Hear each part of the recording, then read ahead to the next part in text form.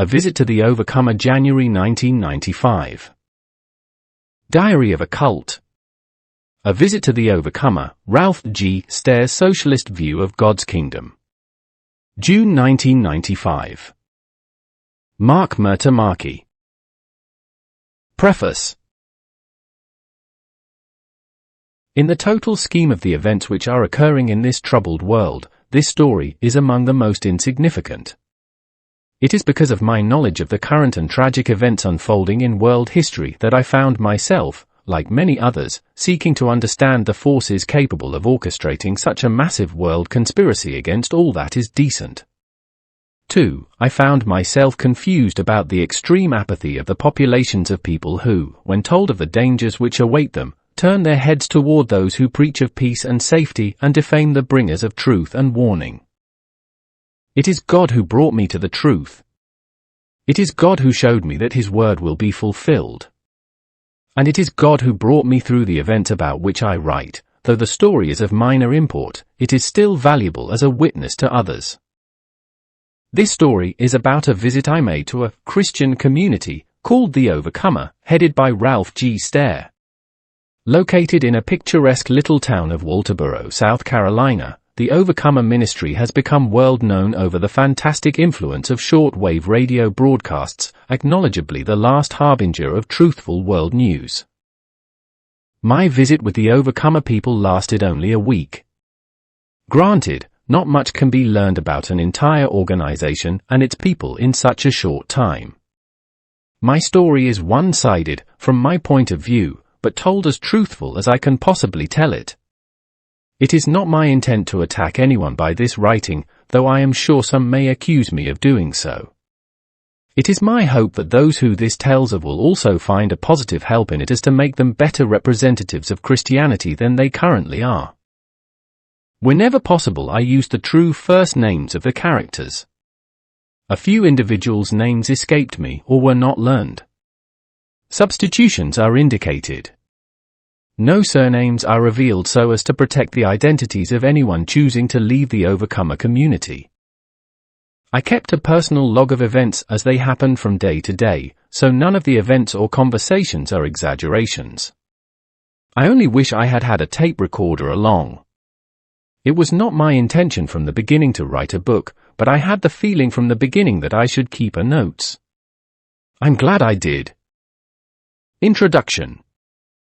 In late June of 1994, after much consideration over the past 6 months, I made arrangements to move to East Texas where, in a small town called Gladewater, I joined Brother Ben on his 24-acre forested property. My plan was to leave California for good, to live on and help farm Brother Ben's land, and help him with his ministry effort's 70th Week magazine. At the time, Brother Ben had a shortwave radio broadcast on WWCR, and I wanted to encourage that as well. However, those plans changed due to some unforeseen circumstances, and I felt I had to leave Gladewater after 6 months. Since I didn't want to go back to California, I thought hard about my next move. Brother Ben's magazine 70th Week can be ordered by writing P.O. Box 771, Gladewater, Texas 75647. For more than 3 years I had conversed with a fellow named Ralph G. Stair, Brother Stair, who has a short-wave radio broadcast over WWCR of Nashville, Tennessee, out of Walterboro, South Carolina. Stair is the head of an organization called the Overcomer. Attached to the Overcomer's outreach program is a fully operational diversified 80-acre farm and Christian commune. I telephoned Stair and told him I would like to come and see his operation, and possibly stay and work on the farm for 3 months to learn about Christian living and farming. He accepted this idea with one stipulation: as long as you behave yourself, he commanded. I was not completely ignorant of Ralph Stair's personality. I had some concern about a personality clash between us, but I reasoned that good Christian folk could always work out their differences over a period of time. I made the decision to make the 1,250-mile trip, said goodbye to my friends in Texas, loaded up the Volkswagen Vanagon and that sun-long bed trailer, and was on my way by December 6, 1994. It is no easy trip across country in an 81 Vanagon towing a trailer, and I knew it was a big decision. I wanted the journey to be worth the while, not to mention the expense, for prospect of returning the 3,000 miles to California didn't appeal to me. I became excited about learning all I could about diversified farming, and I felt very strongly that God was sending me in this direction. I put all of my concerns onto God's shoulders. In retrospect, everything that occurred on this trip had a purpose. Overall, it turned out to be a great test of faith. My purpose for going to the Overcomer was kept secret from me and revealed only when the entire experience was over. From the first day, by God, I knew to write everything down. The following is the shocking account taken from my personal notes of that short 7 days visit to the Overcomer. Other than spelling and sentence syntax corrections, the following is just as I originally wrote it from my notes. Please excuse any roughness in the writing. A quick lesson from our past. In 1620, the Pilgrims Fathers of America landed at Plymouth Rock to start a new community on the new land. Divine Providence had given them an enclave of relative safety in a hostile land. They first set up a society based on communal sharing. It was their plan from the beginning to have a communist society. In many ways it was set up under the most favorable conditions. They were isolated from outside influences, and they were desperately motivated to survive due to that isolation. They also had a strong religious conviction and were fraternally inclined toward one another. They were young and industrious people.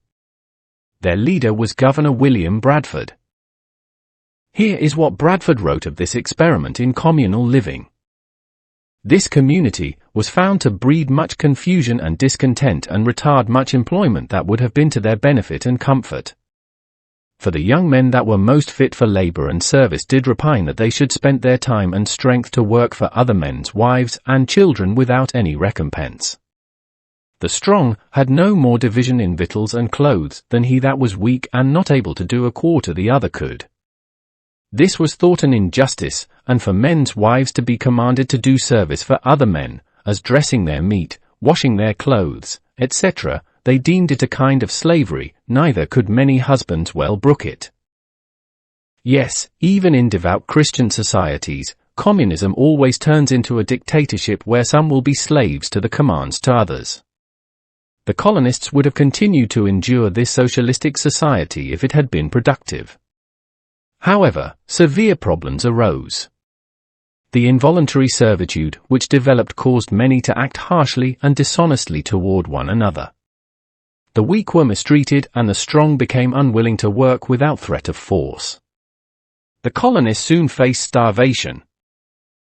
Bradford continues, at length, after much debate, the governor gave way that they should set corn every man for his own purpose and in that regard trust to themselves, and assign to every family a parcel of land according to the proportion of their number. In other words, the community discontinued the communal style of living and set the law that every man would have to take care of himself if he were to survive. In the course of 1 year Bradford was able to report. This had very good success, for it made all hands very industrious, so that much more corn was planted than otherwise would have been.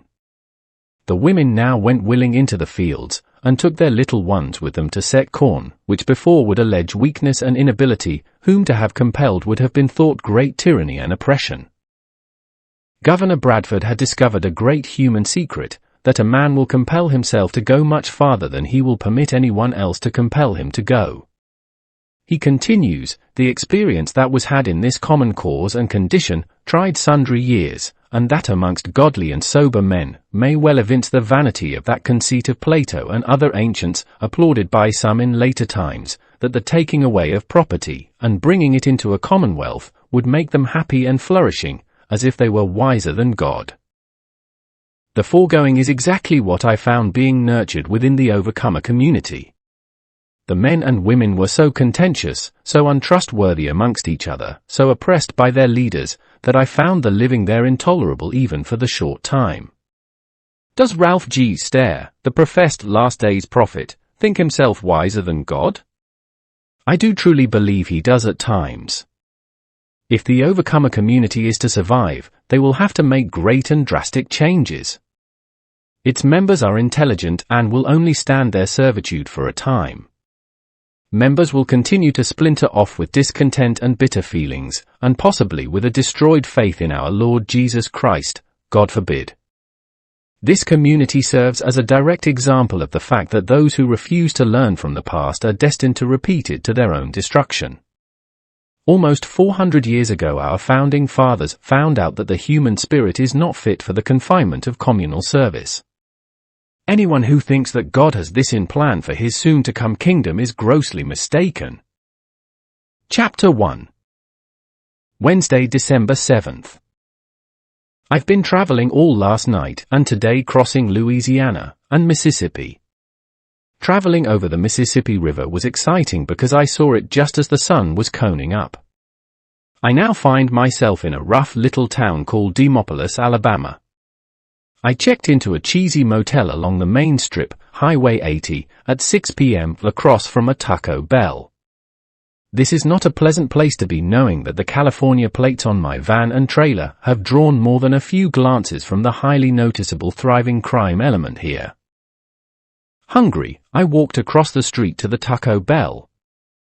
It was just getting dark, and the prostitutes were out in full view on a Wednesday night. Those gals don't miss a trick. At about 10 p.m., before going to sleep, I went out to check my rig and was approached by a young black woman. "Excuse me, do you have a match?" she called out from a distance. She approached quickly. She was wearing tight pink pants and a white jacket. She didn't look particularly clean or healthy, and the greasy dreadlocks in her hair didn't help her appearance either. "No, sorry," I replied. "Are you out working tonight?" "Yeah, are you interested?" "Can't say I am. I know you've got to eat, but might you be better off finding another line of work? You're doing a dangerous thing, not to mention the risk of terrible diseases. There is a God in heaven, you know." "You're probably right. But I do gotta eat." "You sure you're not interested?" she repeated. I declined and off she went, as quickly as she came, asking some other fellow for a match. Thursday, December 8th. I finally arrived in Walterboro, South Carolina at 8 p.m. Though it was getting dark, I can see a definite improvement between this town and Demopolis. I got very little rest there, but here I'll sleep well. I left Demopolis early and hit Montgomery around 9:30. A mix-up on the road system sent me back in the wrong direction, and the episode cost her our loss in time. Other than that, the trip was without event. While traveling through Georgia, I came to a traffic detour where cars were stopped by law enforcement. Drivers were handed brochures and asked opinions about a possible new intrastate rail system to replace excessive highway usage. I found that quite curious, knowing that the powers that be dislike the idea of people moving about freely. A rail system is the perfect control mechanism. Upon arriving in Walterboro, I stopped at a restaurant called the Waffle House. It is just off the highway next to a large fireworks store. It has been a long time since I've seen a legal fireworks stand, let alone one so grand. I started talking to the two women working in the restaurant. One was about 50 years old and black, and the other an average-looking 30-year-old tall white woman who smoked a cigarette. The younger woman spoke with remarkable diction and intelligence. This encouraged me to converse with her more intently as I finished my meal and prepared to leave. She's a Christian, and I asked her which Bible she reads, and she indicated it was the New International Version. I witnessed to her about the superiority of the King James Version, telling her about the New Age cult connection to all the new translations. At first, she was hostile to the idea, so I gave her specific examples of the corruption in the new texts. Then her face became very bright. "Let me tell you, I'm a new Christian and just left behind a life in the New Age movement. What you are saying makes so much sense now. I believe you could be absolutely right," she exclaimed. I gave her some information and told her that I would try to see her again and give her some more stuff. It is good to find intelligent and seeking people once in a while. I told her also to get a clue from the Bible titles. For example, New International Version really matches the phrase New World Order. Because Satan must needs to boast. It looks like it will rain tomorrow. Chapter 2. Friday, December 9th. It rained last night and part of today, which wound up being a big factor in the day's events. I got a good night's sleep under the assurances of townsfolk that crime is rare in Walterboro. I was up and on the road by 8 o'clock and spent some time driving around town seeing the sights. Located 50 miles west of Charleston on Interstate Route 96, Walterboro is a picturesque country town with green forests of oak, pine, and cedar, rolling grassy fields, and large farms. There's a noticeable difference in the species of trees between these and the equally plush forests of East Texas.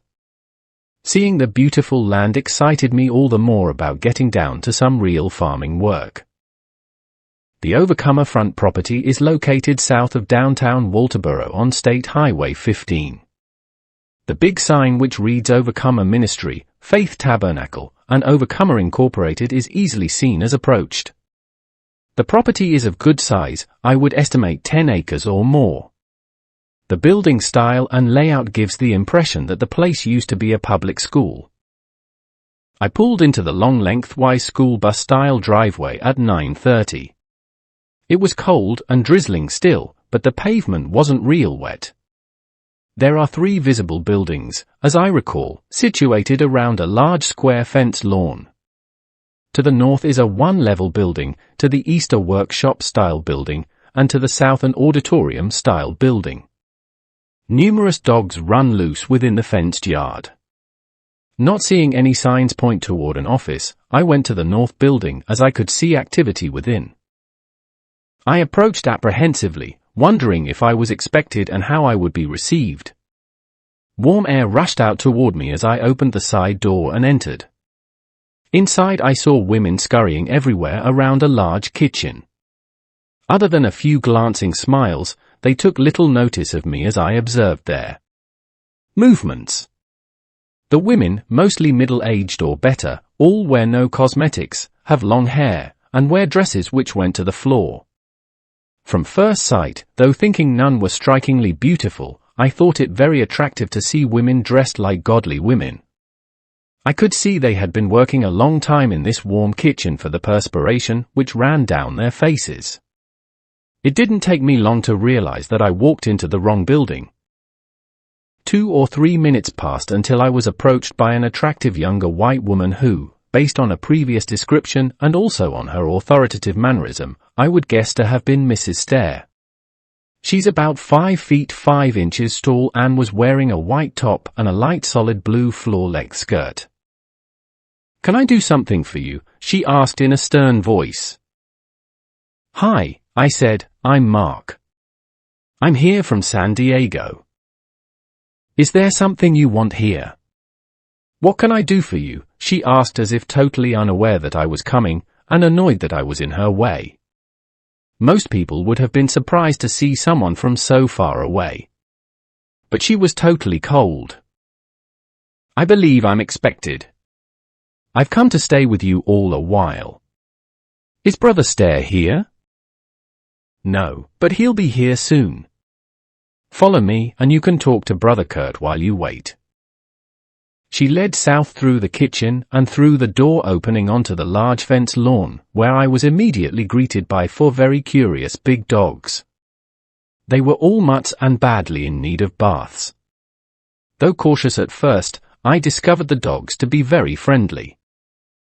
"Brother Kurt," she called out when he came into view. "This is Brother Mark. Will you talk to him until Brother Stair comes back?" "Hi," I said, reaching out my hand, "I'm Mark." Kurt gave a half-hearted, unenthusiastic handshake as he looked at me with a sideways suspicious glare. His eyes were clear but intense, as if trying to calculate what terrible thing I might be up to.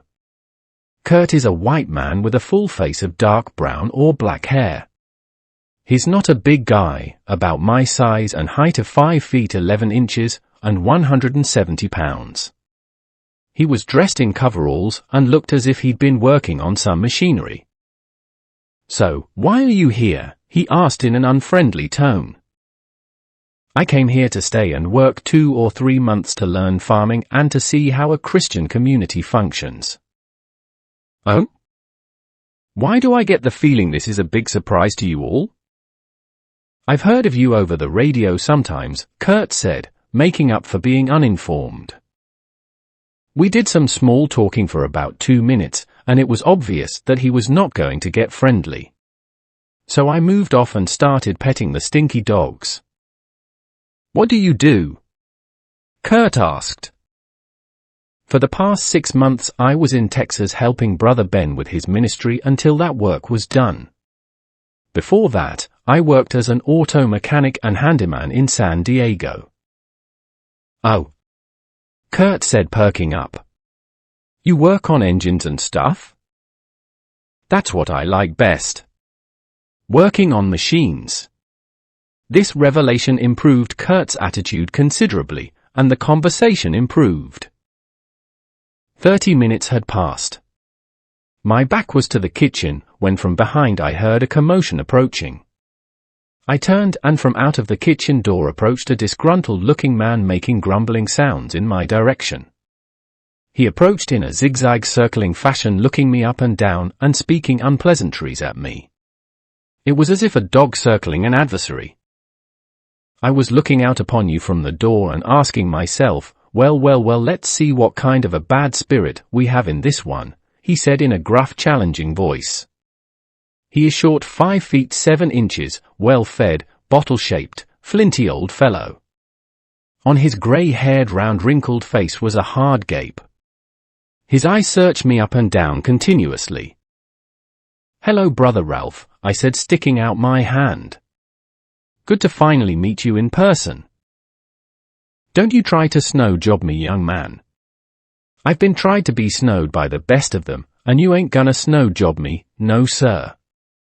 He circled me twice as if preparing for an altercation. Well. "Hey, I'm not here to snow job anyone," I said, smiling while taking off my cap to reveal a full head of snow-white hair.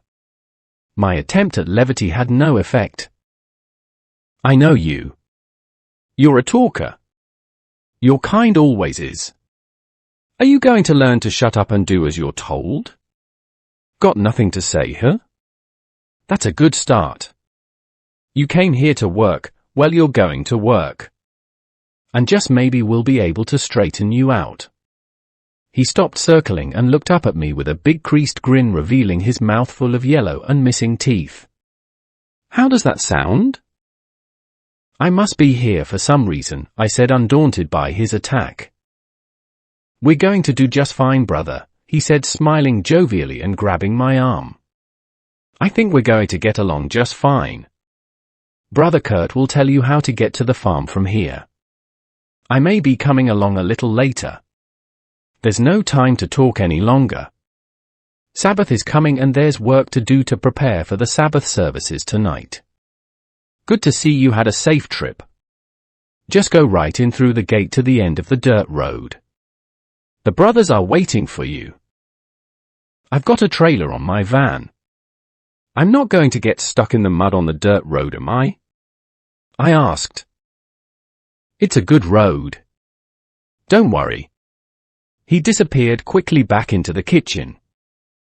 I arrived at the front gate of the Overcomer farm at 11 o'clock.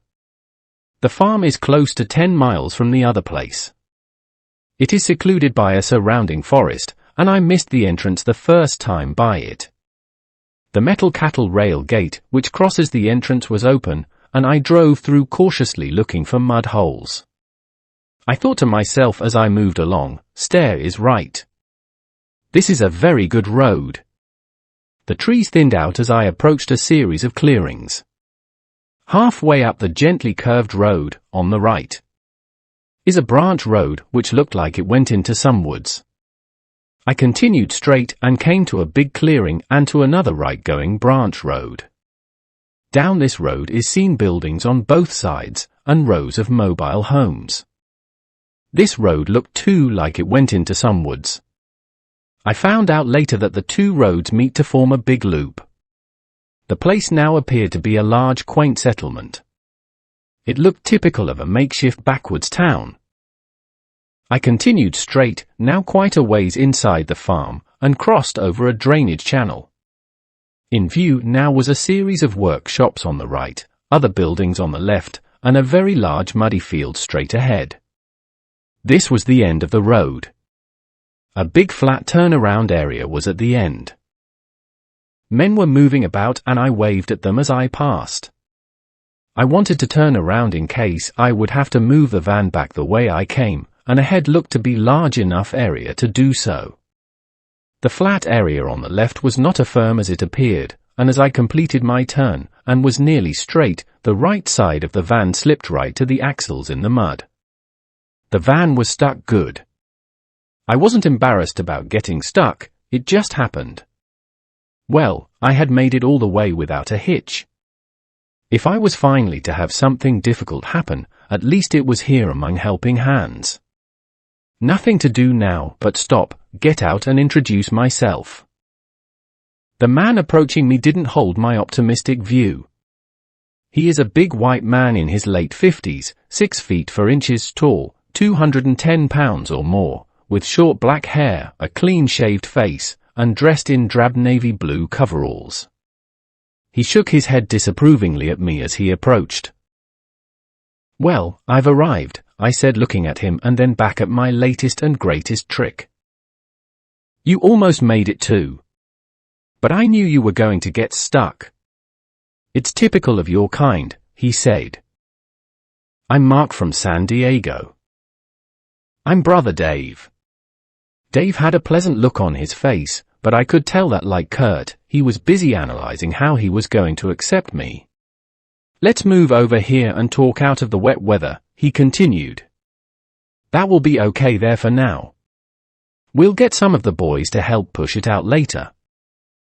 It will be easy enough, I guess, seeing the tractors you have here. I could unhook the trailer too." "That will help," I added. "Don't worry about it, brother," Dave insisted. "You're here now with nowhere else to go. Come on over here and meet some of the boys." We walked toward the shops on the right side of the drive. Facing them, on the left, are two shabby-looking garages which house tractors and parts. To the right is an open front workshop. In the center is a raised blue enclosed shed with a ramp going up into it. Next are a few other open front places with a path between them, and far right the main open front workshop. The row of structures look ramshackle, but functional and organized. 3 fellows emerged from the main shop and Dave introduced me.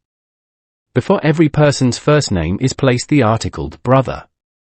Brother Mike, the first of the 3, is a short, white, intelligent-looking man. He is 5 feet 7 inches tall, 150 pounds, wearing jeans and green sectional jacket, clean-shaved, wears glasses, and is quiet and reserved. Brother Tim is a big white guy wearing coveralls. He has a thick face of hair, is 200 pounds, and 6 foot tall. And Dennis is a black man wearing jeans and a blue jacket, and the same size as Tim. Dennis and Tim are both around 30 years old, and Mike is near 40. As we talked, Dave led the conversation while the others stood quietly, speaking only to back up Dave's points. He talked a little about the farm and their goals. "I don't like to say this too much," Dave began to say, "but I think it's important to mention to you who I am. You see, Brother Stair, he's the prophet. Now me, I'm just an old evangelist. I've preached in many more places than Brother Stair has or ever will. I've got the gifts, all the gifts of the Lord. I've prophesied, spoken in tongues, healed sick people and all that. And I run this farm. Brother Stair can't be here because he's the prophet and needs to be on the radio. But if something ever happened to him, I could replace him immediately. You see, on this farm I am Brother Stair. We're the same. He and I are one. You'll learn that I'm never wrong, brother. Because if I'm wrong, then you're saying that the prophet is wrong. And if the prophet is wrong, then you're saying God is wrong, and that can't be. The prophet Brother Stair is next to God, and I'm next to the prophet. I was getting an uneasy feeling about this Dave, and about his relationship to the guys. So I thought it might be about time to at least get the van out of the mud. Dave was already telling the men his version of my arrival. Yeah, I saw Brother Mark coming down the road, going into the turn. I just knew he was going to get stuck. He almost made it. I wouldn't have tried it though. Would have made it if you went a little more right. It wasn't a good move. I could tell he was trying to put me down as he spoke. Dave is a southerner with a strong accent. His words have a short clip at the end which gives the impression of conceit. Dave is definitely the authority figure around here, and his speech pattern fits his personality well. As he speaks, he puts his hands in his pockets and rocks on his heels and toes, landing flat as he makes a strong point. This man loves to control. I was fooled by the smooth, wet area over there. It looked like part of the driveway. Hard to tell sometimes in wet conditions. But things like that happen, I replied. You're not embarrassed? Dave remarked. No. I'm just glad I made it here before something like it happened.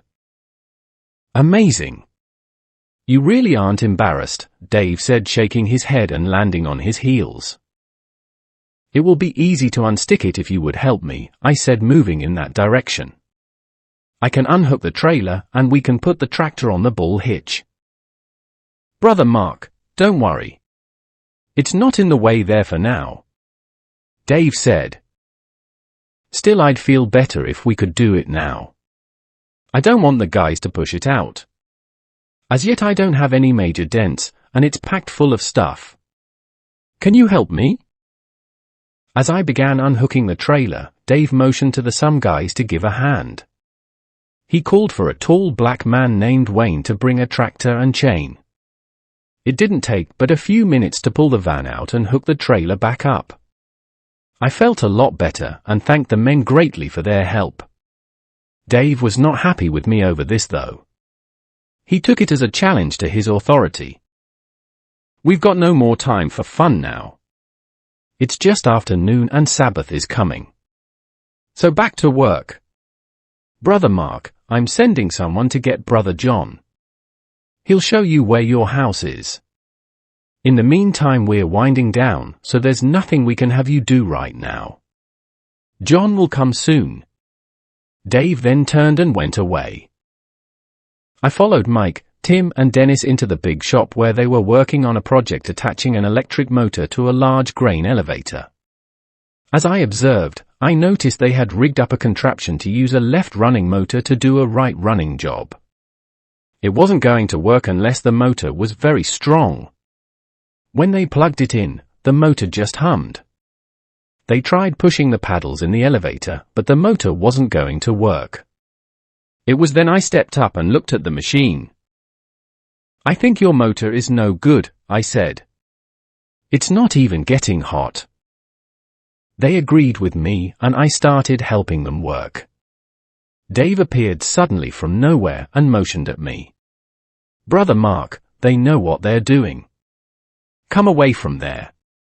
Brother John is on his way to get you. The other men just looked quickly at Dave and went back to work saying nothing. They were not going to say anything in my defense. Dave again disappeared, and I went back to watching the guys work from afar. The grain elevator is heavy and almost fell once, so I ran to help catch it. I found myself helping out again to their thanks. But they didn't warn me that Dave would be quite unhappy.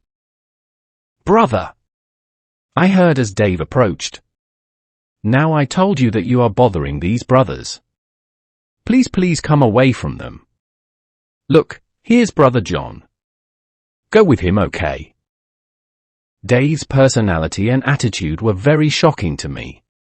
Never before had I been treated in such an adverse fashion. I was glad to see John arrive. I introduced myself. "We'll need to ride in your van," John said. "The house is kind of far." I got the feeling John was looking forward to riding in the van. We got into my van and drove back down the long driveway to the first branch road, which I saw coming in. Turning left, we passed a clump of trees and came to a clearing with a row of mobile homes on the left. We stopped at the first one in a row of 4. John is an average-sized white fellow, about my size of 5 feet 11 inches tall, 170 pounds, and 32 years old or so. He, like Kurt and Tim, has let his facial hair grow full. It gives them a kind of biblical appearance when coupled with the surroundings and their way of dress, or even that good old unsophisticated farm boy look. It's simple and appealing in a way, except on John it looks sheepish for some reason. Like he's given up a lot somehow and submitted to something. That's the impression his personality gave me too as we conversed. I'm also not sure he's very trustworthy. Something in his eyes. John showed me my room first.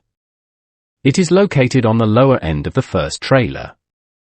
This trailer, 40 feet long and 12 feet wide and dark brown, is the oldest looking in the park, but very adequate. It has 3 entrances, 2 on the right side at either end, and 1 on the left. Each entrance has a small covered porch and wooden steps up. My room is 10 feet by 12 feet, and nicely furnished. It is separated from John's room by an office partition which nearly touches the ceiling. John explained that the gap up top is to allow heat to flow in from the other end of the coach where the wood stove is. On the other end of the coach is a common living room between John's room and another room occupied by another man named Mark. This is where the wood stove sits. John said that the living room is for the 3 of us to rest and fellowship. There is a couch and a table. But the room looks and smells very unkempt, musty and uninviting. The entrance on the other side then is John's room door. My room is very nice. It has a well-dressed double bed and nightstands on each side. On the left is a standing closet, a desk and chair, and a lounge. At the front is a dresser. On the dresser is a speaker box, which John pointed out to me. When plugged in, it puts out the 24-hour satellite broadcast of the Overcomer message. Unfortunately, John explained, there is no knob to control the volume. It is either on full or off. John showed how a pillow could work to muffle the sound. Leaving the trailer, we met Mark coming in. After a brief introduction, John took me to see the outhouse trailer. It is the 3rd in the row of coaches with 2 entrances. A women's latrine and a men's latrine. And what an awful place it is. Because it is a community bathroom used by children and adults alike, it is a frightful mess. There are a few showers in a row, a few unflushed bowls in a row, a couple of stalls, and 1 wash sink. John must have noticed a reaction out of me because he apologized for the conditions. This is the bathroom. Sorry it doesn't smell good or look too clean. There's another one for us near Fellowship Hall that's just being repainted, so it's really cleaned up, John assured me. I'll show you where the laundry room is next, he continued. Good, I said, I do have some laundry to wash. The women do the laundry for us on Wednesdays. I like to do it myself. I don't let anyone else do my stinky clothes. I'd be embarrassed if total strangers did my laundry for me. That's not allowed. The women do all the laundry, John insisted. We'll have to talk to Brother Dave about you wanting to do your own laundry. He'll be unhappy. As we approached our coach, I asked, will you help me unhook and park my trailer over there so my van can be free for running to town for supplies? You won't need to go to town, just ask Dave for what you need. He'll get it for you. There may be some free time I have though, and I'd like to look around the town while I'm here. John looked sideways at me and said, "There is no free time. That's not allowed anyway. No one goes to town. There's no need. Besides, if you go, everyone else will want to go, and they don't have cars. Would people get envious of that? You had better talk to Dave before you unload. If you already have trouble with the rules, you might not want to stay." "That's okay," I said, "I'm here now. But I'm doing my own laundry. Help me unhook." After unhooking, John asked what I had in my trailer. What could anyone possibly have that took so much space? I told him it was all of my stuff and books and tools. He expressed some bewilderment toward why I would need anything else with me besides clothing, as everything he needs is provided by the farm. I explained that people usually have stuff to live with, like dishes and books, etc. But why doesn't he know that? Of course he knows that. We started walking through the park toward the workshops when we met an older woman coming toward us. She was smiling and happy to meet me. She lives next door in the second trailer with another old lady roommate. I can't remember her name right now. She is short and well-fed looking, and I can tell she used to be a handsome woman in her younger years. She is still pleasant looking though, and very nice. Note, I forgot this woman's name, and from here on she will be called Sarah as indicated in the diary later. "Brother Dave," John said when we found Dave at the workshops, "Brother Mark needs to talk to you. He wants to do his own laundry and go see the town." He seemed quite eager to tell Dave this. This guy likes controversy, methinks. What's that? Brother Mark, doing laundry is the women's work. All of us guys get it done that way. That's the way it works around here. I was somewhat defiant. "Brother Dave, I don't mean to cause grief, but I do my own laundry. It has always been that way for me. My own mother isn't allowed to do it." "Brother, you won't have time to do your laundry. You'll be working too hard." "I'll find some free time, I'm sure." "You'll be working too hard." Dave's face became stone. I now could see the lines in his face which formed his usual expressions of conceit and control pronounce themselves. His lips looked a little more puffy now, his cheeks a little more drawn down, the lines in his forehead a little more deep. His accent too became very thickened with its sharp end tone clip, and he uses them for effect. "Free time," he burst out while rocking on his heels, hands thrust into his pockets. "Brother, there ain't no free time. You don't have no free time. Your time belongs to the Lord. You're here now." Men had now started gathering around to hear us talk. Dave looked around at them side to side, enjoying himself, as a chorus of soft amen rose up. About 8 men were not gathered around me. "You were out there wandering around doing no good to anyone, brother. The Lord has brought you here now to this farm to straighten you out. We do the will of the Lord in this place, not our own thing. This is not Hotel Texas.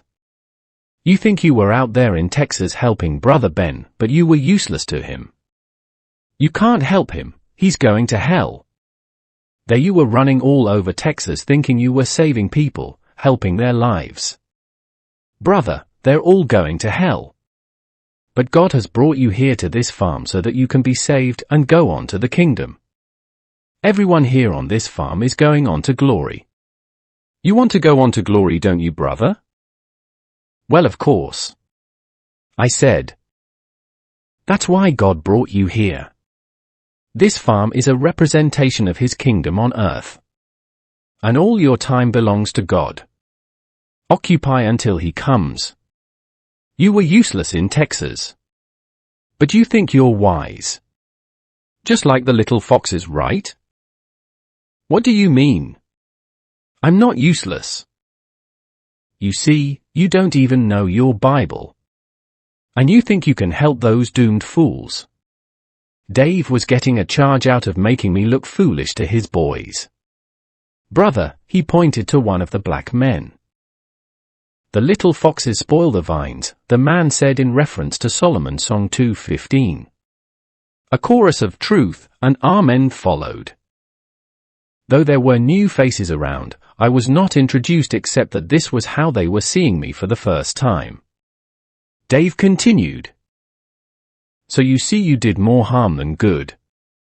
You're a mess, brother. You better get right or you're going to hell."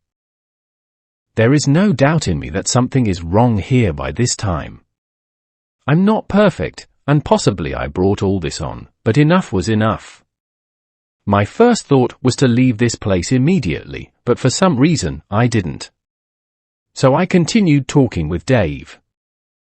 I was also hoping to see a little of the town while I'm here.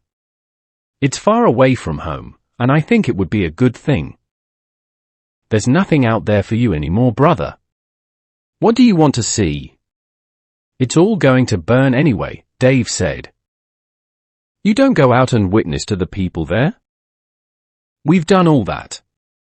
We've had our boys all over that town for 3 years. Not a one of those people are in our church today. We've tried and tried until it was obvious it is useless. If they're not on this farm, then they're going to hell. I wouldn't say that. I was shocked. Coming into town, I met a very nice woman who was really searching. She had just turned to Christ after a time in the New Age movement. I told her about the Word of God in the King James Bible too.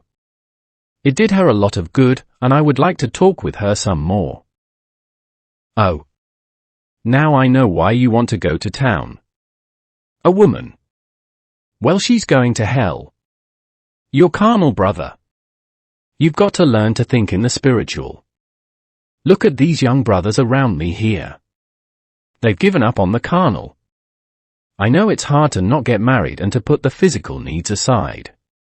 But these young men, Brother John, Brother Enoch, they've given up the lusts of the flesh for the kingdom.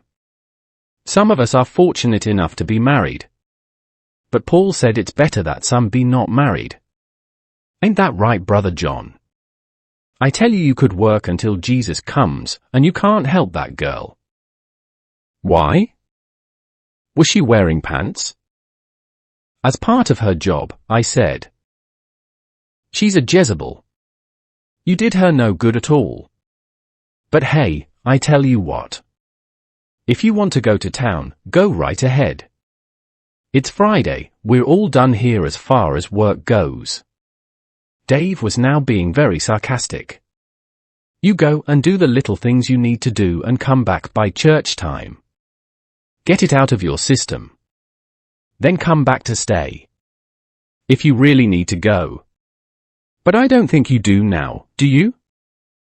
I had now to make a decision. If I went to town, I would not come back, and Dave knew that. He's no dummy. I decided to stay because, seeing I am in no physical danger, I am curious to learn a little more about what I've stumbled into. I've got no need to go. I said. Thought so. The evening meal will be served soon. It's time to go get dressed. Dave said. The group split up, and all went their ways. After this very enlightening conversation with Dave and the guys, it was time I find myself alone to think about what I was into. I went to my room to unpack the necessities, and plunked a few tunes on the banjo while thoughts of desperation pressed through my head.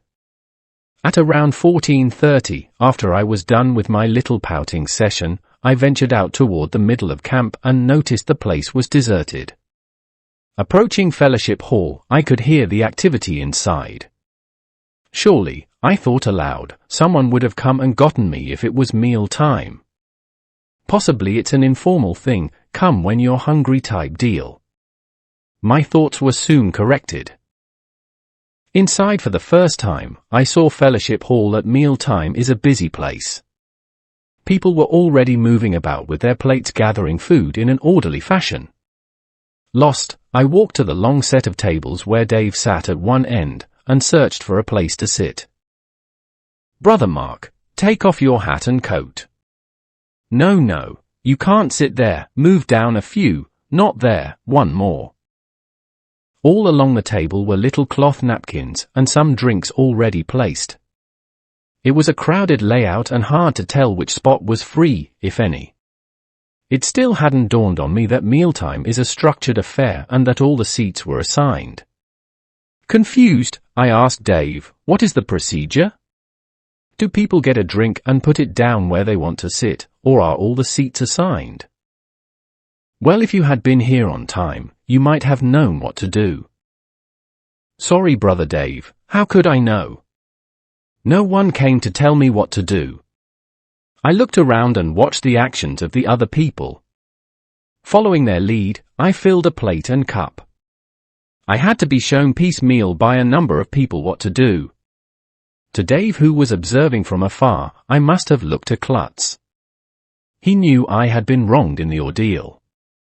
I made it back to the crowded table with my stuff.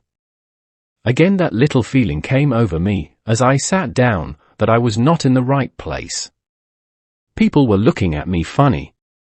I was disrupting the setting order, or some horrible thing, because the kids around me were giving those telltale looks. Not an adult, man or woman, gave me an approving look.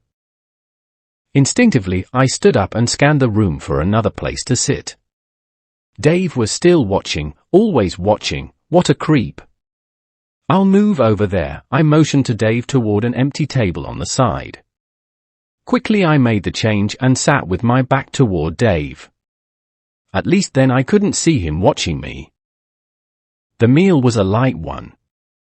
It consisted of corn bread, muffins, fruit, apple sauce, and potatoes. The food was very good and fresh. When I noticed people going for seconds, I did the same. No one spoke during the supper. I smiled at a few people while in line, but they just barely responded. Boy, what a hostile group, I thought to myself. At the same time though, here I am. A stranger in their little community who Dave, the leader, has seen fit to rail, and by now they all know it. To me it was a totally understandable situation. But I'm sure they'll accept me in time if I am an honorable and upright fellow. Still, I wonder how I screwed up so badly already. After supper I took to watching the women work to clean up the kitchen. Dave had wandered outside for some reason, and I had struck up a conversation with the nice older woman I met earlier, the one who lived next door. She was doing most of the work since she has no husband or child to attend to, so we were somewhat alone. We struck up a little conversation and discovered we are a lot alike. So far she is the nicest person I've met here. I can't remember her name, so for now I'll call her Sarah until I can correct it later. I walked with her around the kitchen helping her lift some heavy things while she showed me the equipment. The kitchen is mostly powered by burning wood. She told me some personal things about how she wound up at the Overcomer, and that she and others trade off between working the farm and the campground, the name given to the property on Highway 15, periodically. It wasn't long before Dave was back on the scene. "This kitchen is one place you are not allowed. And I mean that," he gruffed. "I mean, you can look right now, then that's it. If we find you hanging around the kitchen, we'll put an apron on you. The men don't go into the kitchen." While speaking, he straightened up his tone and ended on a light note, trying not to appear too forceful in front of Sarah. With that kind of hint, I left quickly and returned to my room to think once more. Friday night services are held at the campground. Since I have done so much writing for today, I'll try to write about tonight's services tomorrow. For now, I'm very tired and need to clear my head. The bed provided is very comfortable. This first day was quite troubling for me. Good Lord, thank you for getting me this far and keeping me safe.